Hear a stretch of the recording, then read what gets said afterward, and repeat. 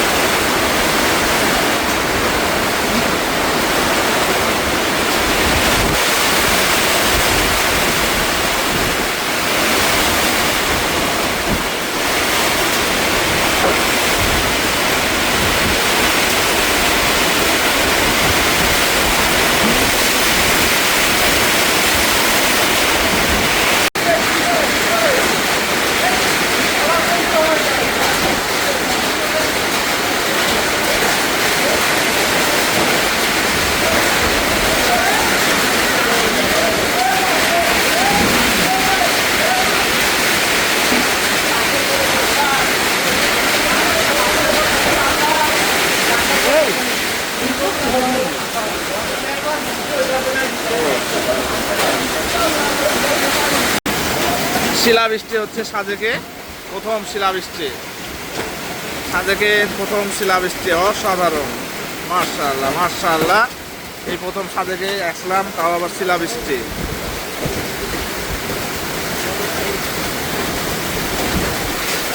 এখনো পড়ছে শিলাবৃষ্টি।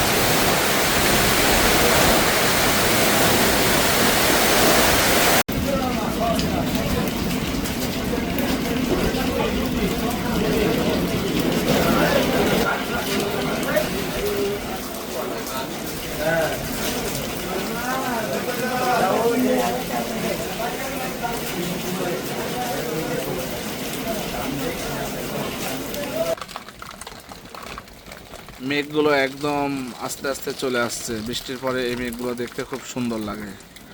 যদিও আলোতে অতটা বোঝা যাচ্ছে না মোবাইলে, কিন্তু তারপর বোঝা যাচ্ছে যে মেঘগুলো সুন্দর করে চলে আসছে।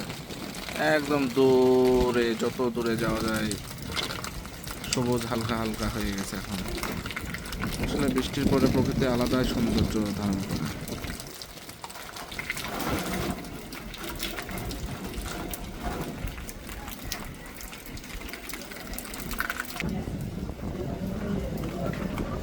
সাজেকের আর একটা খুব সুন্দর বিষয় হচ্ছে যে বৃষ্টির পরে প্রকৃতিটা এত সুন্দরভাবে সাজে, মনে হয় যে একদম নতুন চকচক করছে। প্রকৃতি তার নতুন রূপে ফিরে পায়। সব চারি সাইডে যেমন সবুজ একটা অংশ বোঝা যায় স্পষ্ট, ঠিক তেমনি আবার বোঝা যায় যে দূরের পাহাড়গুলোও কিন্তু একটা চকচকে একটা ভাব ফিরে আসে। মানে মনে হয় যে আসলে এই মুহূর্তের মধ্যে পাহাড়টা বা সাজেকের যে সৌন্দর্যটা একবারে ধুয়ে মুছে নতুন হয়ে গেল। এটা কিন্তু আসলে যারা বৃষ্টি প্রেমিক, বৃষ্টি ভালোবাসে তাদেরকে অনেক ভালো লাগবে। এবং সব থেকে আরও একটা ভালো লাগার বিষয় হচ্ছে যে মেঘগুলো সরে গিয়ে মানে সন্ধ্যার ঠিক আগে যে অংশটা একদম মানে গোধূলির যে বিষয়টা, সেটা কিন্তু এই সময় দেখা যায়। বৃষ্টির পরে বিশেষ করে বিকেলের শেষে যে বৃষ্টিটা হয়, একদম বলা যায় যে মনে হয় যে শিল্পী তার রং দিয়ে সাজিয়ে রেখেছে। এত সুন্দর টোনটা আসে, মোবাইল বা ক্যামেরা দিয়ে এই রং কখনোই তুলে ধরা সম্ভব না।